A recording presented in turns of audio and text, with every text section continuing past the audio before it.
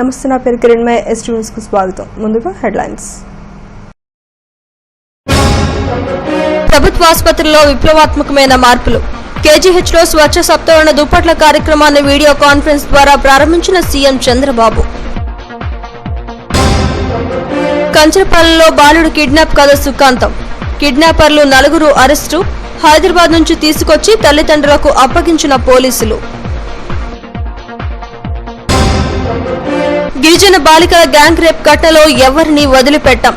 KGH లో బాధితులను పరామర్శించిన మహిళా కమిషన్ చైర్పర్సన్ నన్నపునేని రాజకుమారి.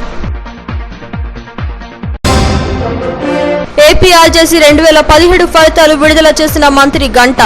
ఈ నెల 29 నుంచి 31 వరకు కౌన్సిలింగ్. తుది దశకు చేరుకున్న మహానాడు ఏర్పాట్లు. జాతీయ రహదారిపై భారీ ఆర్చ్లు ఏర్పాటుకు నేతల సన్నాహాలు.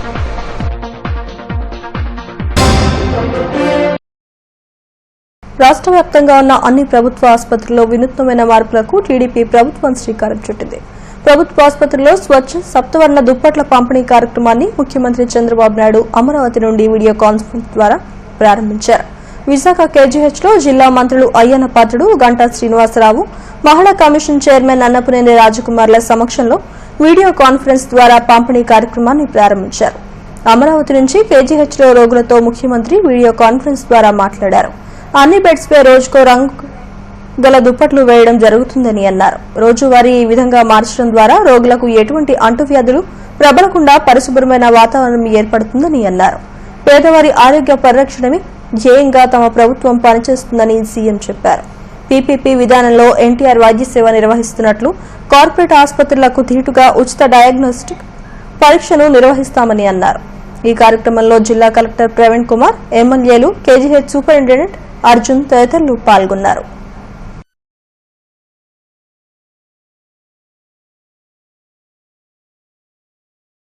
పూర్వం ఒక బెడ్షీట్ వేస్తే 4 రోజులు కూడా మార్చే పరిస్థితులు లేవు.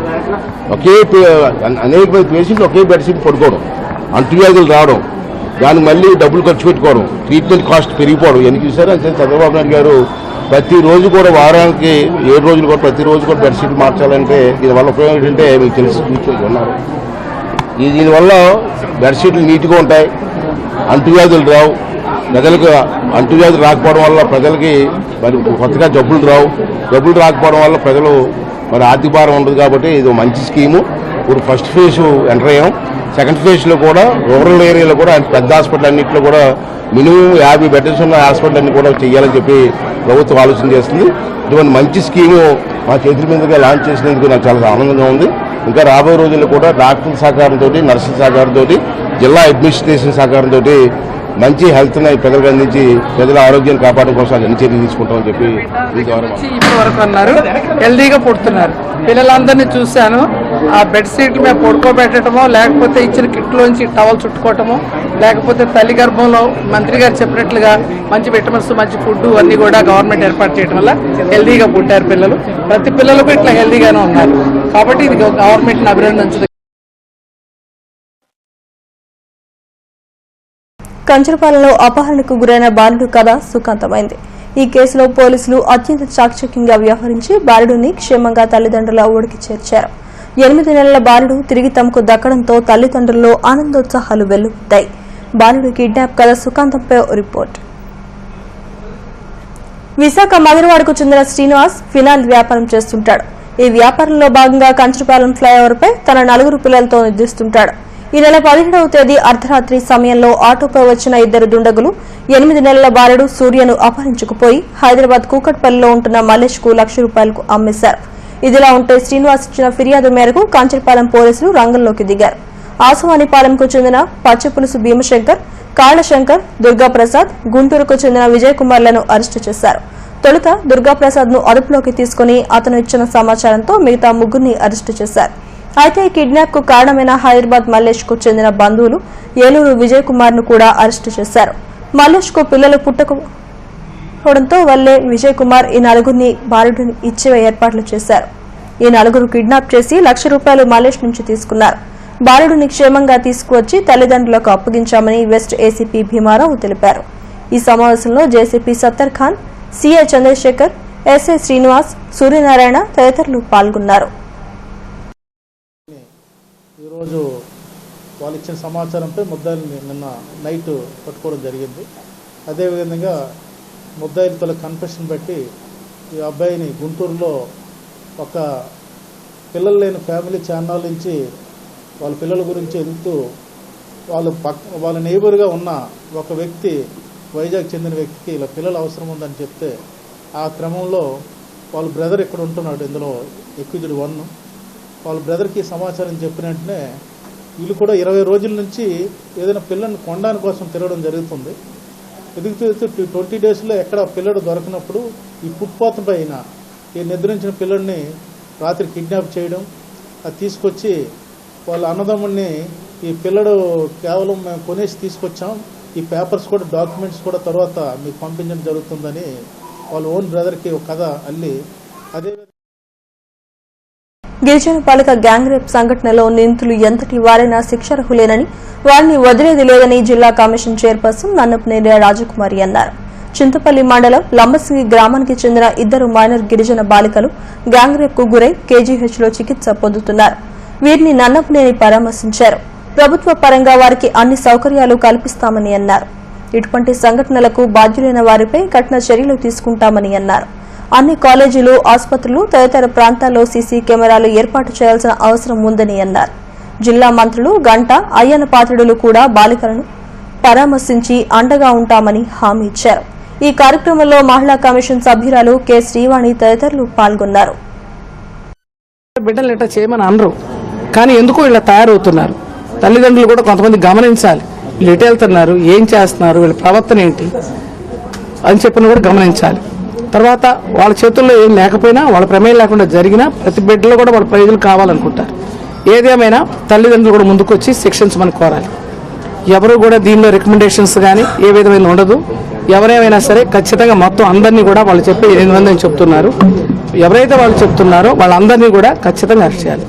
తిరణాలకు వెళ్ళారు, కొన్ని ఒంటరిగా లేరు, పక్కన వాళ్ళ చుట్టాలు ఉన్నారు, వాళ్ళని కొట్టి వాళ్ళని కట్టేసి వీళ్ళని తీసుకెళ్లి 2 పిల్లలను కూడా ఆ విధంగా గ్యాంగ్ రేప్ చేయటం అంటే అది మామూలు విషయం కాదు.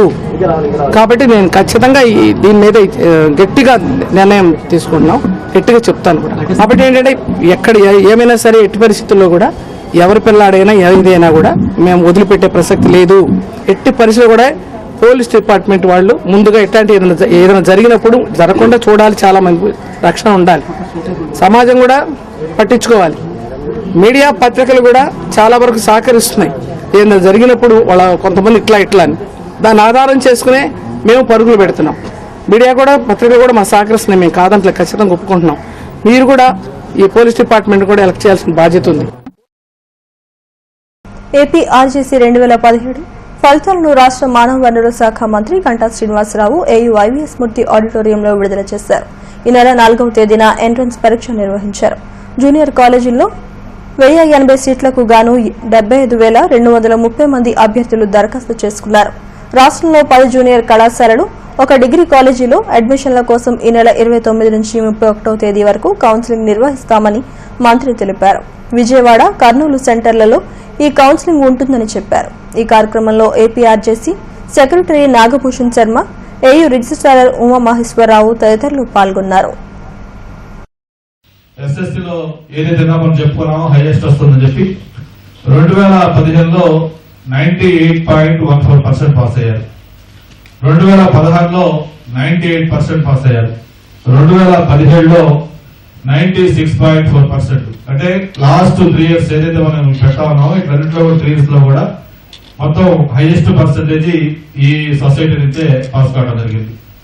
అలాగే 100% పాస్ అయ్యి కూడా 2017లో కొన్ని స్కూల్స్ ఉన్నాయి.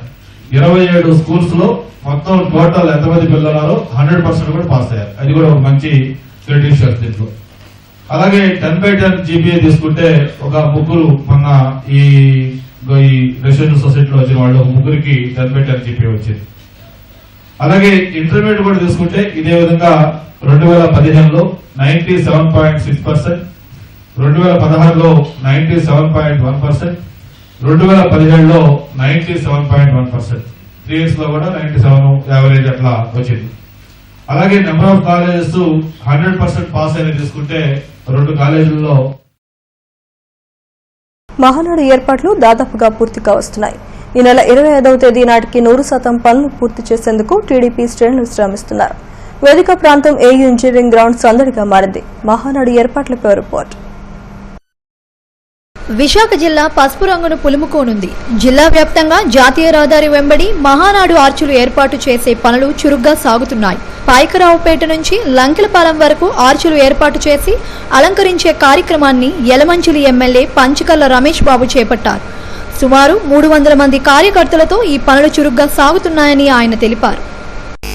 మళ్ళీ మేము టౌన్కి లంకెలపాలెం దగ్గర టౌన్కి అప్పచెప్పే వరకు కూడా ఎక్కడ గ్యాప్ లేకుండా సుందరంగా తయారు చేసి జెండాలతోనూ ఫ్లెక్సీలతోనూ బ్యానర్స్తోనూ హోర్డింగులతోనూ తర్వాత తోరణాలతోనూ అందంగా తయారు చేసి పార్టీ చేస్తున్న అభివృద్ధి సంక్షేమ కార్యక్రమాల ఫ్లెక్సీల్లో వచ్చే విధంగా ఏమేమి అభివృద్ధి కార్యక్రమాలు జరిగాయి, ఏమేమి సంక్షేమ కార్యక్రమాలు జరిగాయి, ఈ 3 సంవత్సరాల కాలంలో ముఖ్యమంత్రి గారు చేసిన ఈ తెలుగుదేశం ప్రభుత్వం చేసిన అభివృద్ధి సంక్షేమ కార్యక్రమాలు చెప్పకుండానే ఈ ఫ్లెక్సీల్లో రాతపూర్వకంగా తెలియజేసే విధంగాను, దాంతోపాటు పాయకరావుపేట నియోజకవర్గం ఎంటర్ అయ్యింది, పాయకరావు నియోజకవర్గం నుంచి యలమంచిలి స్టార్ట్ అయ్యింది అనేది మేము హ్యాండ్ ఓవర్ చేసుకుని టేక్ ఓవర్ చేసుకునేది ఈ అలంకరణ ద్వారా తెలియజేసే విధంగా.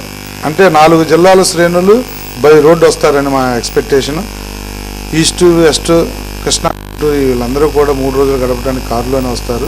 ఎంపీలు కానీ ఎమ్మెల్యేలు కానీ మంత్రులు కానీ జిల్లా పరిషత్ చైర్మన్లు కానీ మేయర్లు కానీ ఎమ్మెల్సీలు కానీ ఎవరు వచ్చినా కూడా బ్రహ్మాండంగా పండగ వాతావరణంలో ఈ జిల్లా అలంకరించబడింది అని చెప్పి మా పార్టీ శ్రేణులు ఒక పండుగ చేసుకునే విధంగా అలంకరణ చేసి ఆలోచన చేస్తూ ఉన్నాం.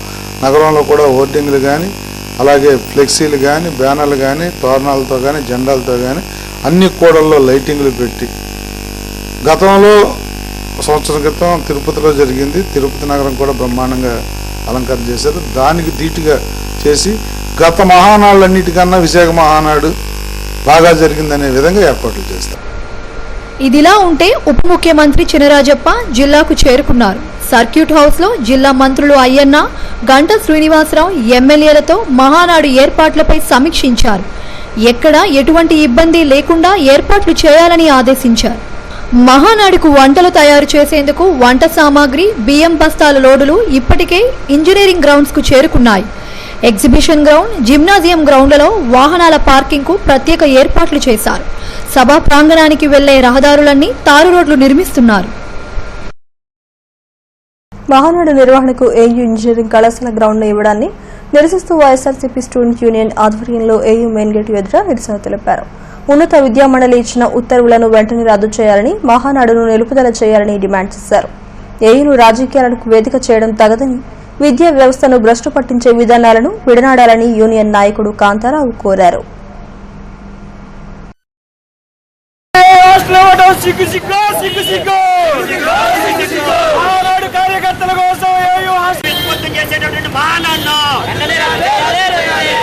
విద్యాలయంలో మహానాడు పెట్టుకోవచ్చని చెప్పి ఉన్నత విద్యామండలి ఇచ్చినటువంటి ఉత్తర్వులను రద్దు చేసి మహానాడును రద్దు చేయాలని చెప్పి డిమాండ్ చేస్తూ ఈరోజు విద్యార్థి సంఘాలన్నీ కూడా ఏయూ ప్రధాన ద్వారం వద్ద ధర్నా నిర్వహించడం జరిగింది. ముఖ్యంగా ఆంధ్ర యూనివర్సిటీ విద్యా వాతావరణాన్ని విషపూరితం చేసేటటువంటి మహానాడును రద్దు చేయాలని చెప్పి ఈరోజు జీవోలు అనేవి అధికార పార్టీ చుట్టాలుగా మారిపోయాయి. గతంలో అనేక సమావేశాలకి అడిగినప్పుడు ఇవ్వనటువంటి ప్రభుత్వం ఈరోజు ఇవ్వడం సిగ్గుచేటు. అలాగే ఆంధ్ర యూనివర్సిటీ తెలుగుదేశం పార్టీ కార్యకర్తల కోసం విద్యార్థులకు సంబంధించినటువంటి హాస్టల్ గోపాలపట్నంకు చెందిన ఆదిత్య సూర్య అనే విద్యార్థి ఒక వినూత్న కార్యక్రమానికి శ్రీకారం చుట్టాడు. ఇంటర్ స్టడీస్ యాప్ను తయారు చేసి తన తోటి విద్యార్థులందరికీ ఉపయోగపడేలా చేశాడు. ప్రెస్ క్లబ్లో ఇంటర్ స్టడీస్ యాప్కు సంబంధించిన వివరాలను విద్యార్థి వివరించాడు. సాధారణంగా స్మార్ట్ ఫోన్ ఉన్నవారంతా ఫేస్బుక్లు, వాట్సాప్లు, యూట్యూబ్లు చూస్తూ సమయాన్ని వృధా చేస్తుంటారు. ఇంటర్ చదివే పేద విద్యార్థులు పుస్తకాలు లేకపోవడం, చదవలేని పరిస్థితి నెలకొంది. దీన్ని దృష్టిలో ఉంచుకుని ఇంటర్ స్టడీస్ యాప్ను తయారు చేసినట్లు సూర్య చెప్పాడు. ఈ నెల 9వ తేదీ నుండి గూగుల్ ప్లే స్టోర్లో ఈ యాప్ అందుబాటులో ఉంచాలని చెప్పారు. ఇంటర్ చదివే ప్రతి విద్యార్థి ఈ యాప్ను వినియోగించుకోవాలని విజ్ఞప్తి చేశాడు. 18 ఏళ్ల సూర్య గోపాలపట్నం బాలాజీ స్కూల్లో 10వ తరగతి పరీక్షలు రాశాడు. ఇంకా మిగతా అంటే ఎప్పుడు కావస్తే అప్పుడు ఫోన్ అయితే చేతిలో ఉంటుంది కాబట్టి ఎప్పుడు కావస్తే అప్పుడు వాళ్ళు చదువుకోవచ్చు. బుక్ ఎక్కడికి పడితే అక్కడికి తీసుకెళ్ళడానికి అవ్వదు, కానీ ఫోన్ మాత్రం తీసుకెళ్ళడానికి అవుతుంది. కాబట్టి ఫోన్లో నేను తయారు చేసిన స్టడీ ఇంటర్ యాప్ డౌన్లోడ్ చేసుకుంటే ఎవరైనా సరే కావాల్సిన టైంలో చదువుకోవచ్చు సార్. మేజర్ పోర్టు అథారిటీ బిల్లును వెంటనే ఉపసంహరించుకోవాలని కోరుతూ విశాఖ పోర్టు మెయిన్ గేట్ ఎదుట united port dock employees union ఆధ్వర్యంలో ధర్నా నిర్వహించారు. మేజర్ పోర్టుల అథారిటీ బిల్లును పార్లమెంట్లో ప్రవేశపెట్టి బీజేపీ ప్రభుత్వం ప్రైవేటీకరణకు తెరలేపిందని యూనియన్ ప్రధాన కార్యదర్శి పద్మనాభరాజు ఆరోపించారు. తక్షణం ఈ బిల్లును ఉపసంహరించుకోవాలని, వేతన ఒప్పందాన్ని వెంటనే అమలు చేయాలని ఆయన డిమాండ్ చేశారు. ప్రభుత్వ రంగంలో ఉన్న విశాఖ పోర్టుతో సహా ఎప్పుడు అనుకుంటే అప్పుడు అమ్మేయటానికి, కార్పొరేట్లకి దఖలు చేయడానికి అవకాశాలు ఉన్నాయి. పైకి ప్రభుత్వం చెప్పే వాదన ఏంటంటే ఈ ప్రభుత్వ పోర్టుల్ని మరింత అభివృద్ధి చెందేందుకు, మరింత స్వయం నిర్ణయాధికారాలు తీసుకునేందుకే కొత్త చట్టం తెస్తున్నామని చెప్పారు. కానీ ఆచరణలో మట్టికి కార్పొరేట్లకి కట్టబెట్టడం కోసమే ఆ చట్టంలో అన్ని రకాల సదుపాయాలు, క్లాజులు చేర్చుకోవడం బట్టి చూస్తే మానవత్వం, ఐకమత్యమే నినాదంగా తాము యువతను చైతన్యవంతం చేస్తున్నట్లు ముస్లిం యూత్ వెల్ఫేర్ రాష్ట్ర అధ్యక్షుడు ఫరూక్ తెలిపారు. ప్రెస్ క్లబ్ లో ఆయన మీడియాతో మాట్లాడారు. భారతదేశంలో 50% ఉన్న యువత స్వచ్ఛమైన మనసుతో మానవత్వం, ఐకమత్యంపై దృష్టి సారించాలని ఆయన కోరారు. స్నేహం, సౌభ్రాతృత్వం అలవర్చుకోవాలని సూచించారు. యువత చైతన్యం కోసం తమ సంస్థలు పలు కార్యక్రమాలు చేపడుతున్నాయని తెలిపారు. దీని యొక్క ముఖ్య ఉద్దేశం ఏదైతే అన్ని మతాలు ఉన్నాయో అన్ని మతాల మధ్య ఒక సఖ్యత భావం, ఒక సోదర భావం అనేది ఏర్పాటు చేయడానికి. ఎందుకంటే ఆంధ్ర రాష్ట్రంలో ఇలాంటి ఎటువంటి వైమస్యాలు లేవు కాబట్టి రానున్న రోజుల్లో కూడా ఈ ఆంధ్ర రాష్ట్రాన్ని ఒక ఎగ్జాంపుల్ స్టేట్ గా మనం అందరి ముందు నుంచోబెట్టచ్చు అని చెప్పి ఒక సదుద్దేశంతో ఈ యూత్ వెల్ఫేర్ ని ఒక 3 సంవత్సరాల క్రితం దీన్ని స్థాపించడం జరిగింది. ఈ రోజు యూత్ వెల్ఫేర్ దొంగతనాలను నివారించడంలో ప్రజల భాగస్వామ్యం అవసరమని పెందుర్తి క్రైమ్ ఎస్ఐ దివాకర్ అన్నారు. ఇళ్ల బయట బైక్లను సరిగ్గా లాక్ చేయకుండా ఉండటం వల్ల వాహనాలు చోరీకి గురవుతున్నాయని తెలిపారు. వాకింగ్ కు వెళ్లేటప్పుడు మహిళలు ఆభరణాలు ధరించకుండా వెళ్లాలని అన్నారు. చైన్ స్నాచర్లు ఇలాంటి సమయాల్లోనే చోరీలకు పాల్పడుతున్నారని, ఆరు బయట నిద్రించేటప్పుడు ఇంటికి తాళాలు వేయాలని సూచించారు. ప్రజలు అప్రమత్తంగా ఉండాలని హెచ్చరించారు. గాలి కోసం డోర్ ఓపెన్ చేసుకొని పడుకుంటాం. ఇది చాలా డేంజర్. ఎందుకంటే దొంగలు ఈజీగా ఒక ఇంట్లోకి లోపలికి వెళ్ళిపోయే సందర్భాలు చాలా. తర్వాత మన ఇంట్లో ఉన్న బంగారాన్ని ఏం చేస్తుంటారంటే రెగ్యులర్గా వాడి బ్రాస్లెట్ కానీ చైన్స్ కానీ ఇంట్లో ఎక్కడ పెట్టేస్తుంటాం.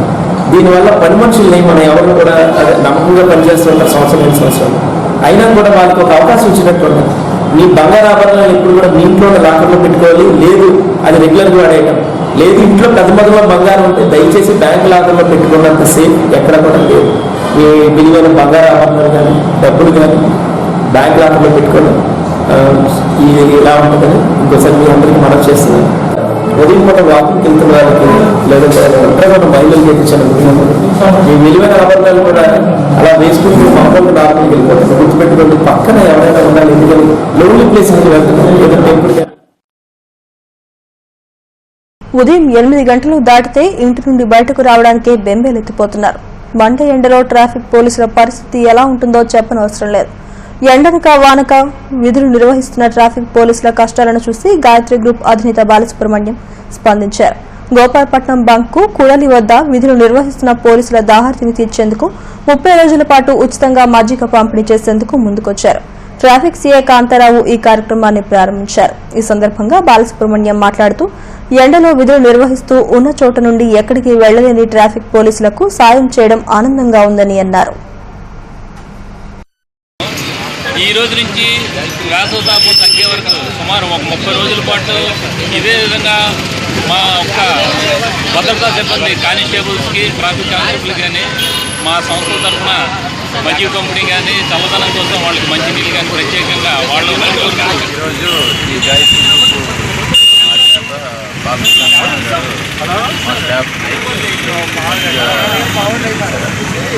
ఎండాకాలం కూడా పంపిణీ చేస్తాం. ఎవరైనా వాలంటీర్గా ఎవరైనా ఉంటే. హెడ్లైన్స్ మరోసారి. ప్రభుత్వ ఆసుపత్రిలో విప్లవాత్మకమైన మార్పులు. కేజీహెచ్ లో స్వచ్ఛ సప్తవర్ణ దుప్పట్ల కార్యక్రమాన్ని వీడియో కాన్ఫరెన్స్ ద్వారా ప్రారంభించిన సీఎం చంద్రబాబు. కంచరపాలెంలో బాలుడు కిడ్నాప్ కథ సుఖాంతం.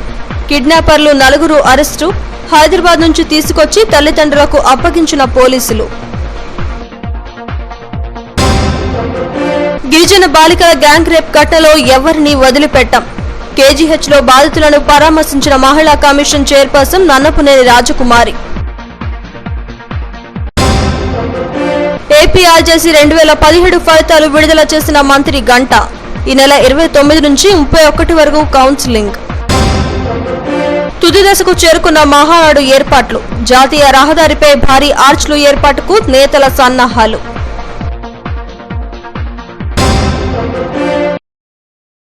ఈ వార్తలు ఇంతటితో సమాప్తం. మరిన్ని వార్తా విశేషాల కోసం చూస్తూనే ఉండండి STV న్యూస్.